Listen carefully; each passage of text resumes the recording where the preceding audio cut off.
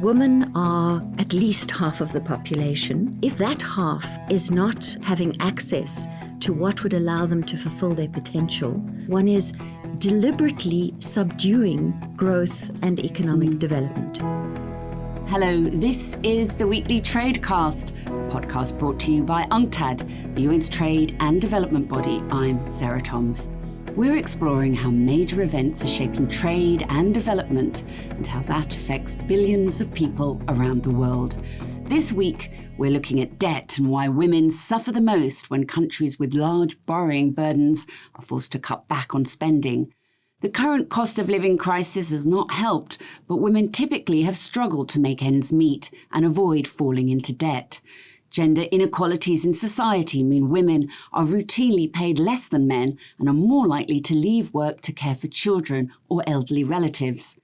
With countries now facing higher borrowing costs and high prices for food and energy, there is an extra damaging impact on women when government resort to austerity measures.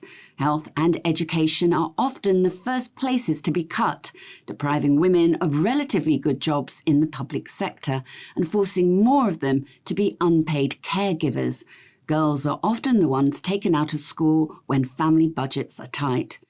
Well, joining me now to talk about ways to achieve more financial equality is Penelope Hawkins.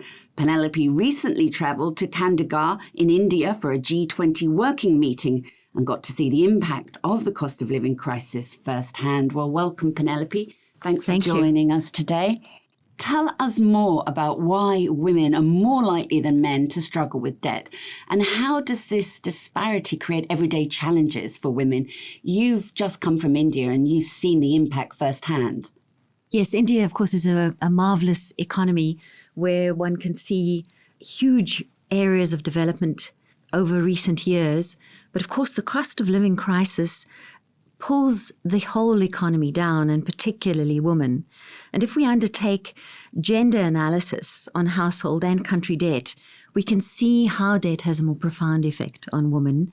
If you just think about these roles that women tend to perform in society as citizens, caregivers, and employees, the gendered outcomes of debt become obvious.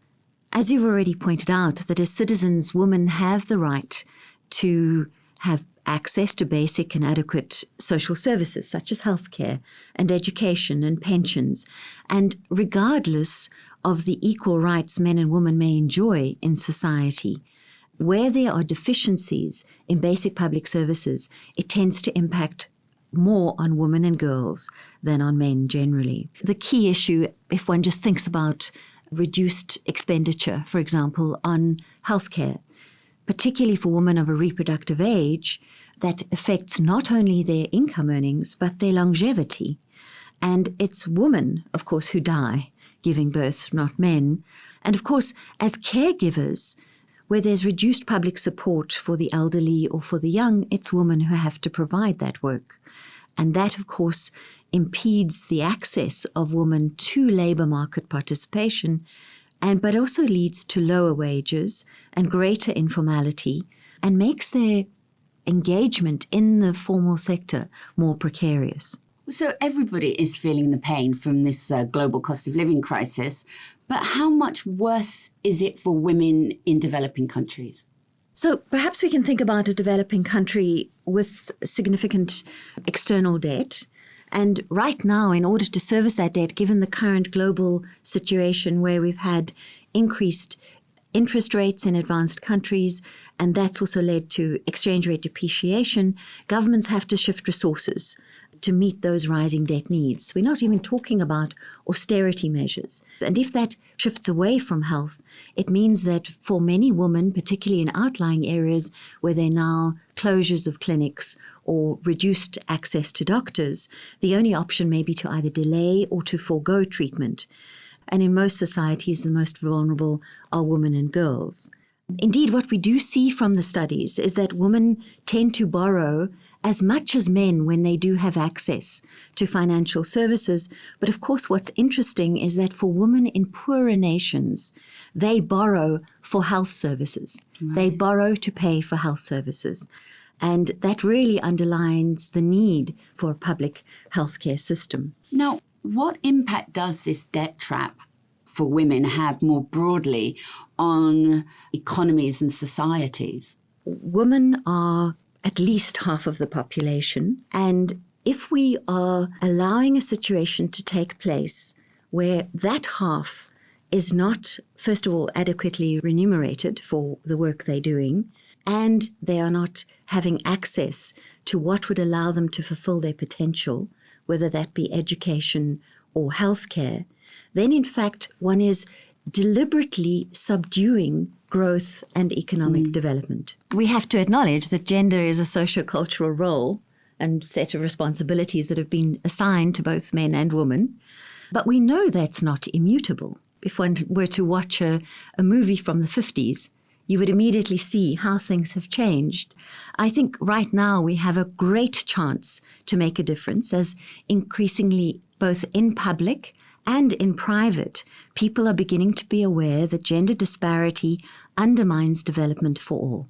The spring meetings of the World Bank and the IMF are happening this month. How high priority do you expect debt to be, and what steps should be taken or advised specifically to help women? Debt is a human rights issue, and it's also a gender issue. And in order to support developing countries to get out of a debt-led growth cycle and expand fiscal space for gender equality boosting development, we need alternative approaches on a range of matters. Firstly, of course, we need a changed international financial architecture and a multilateral debt workout mechanism, which will go some way to start to change how debt is undertaken and how it is serviced by countries. Right now, the UN has a number of things on the table.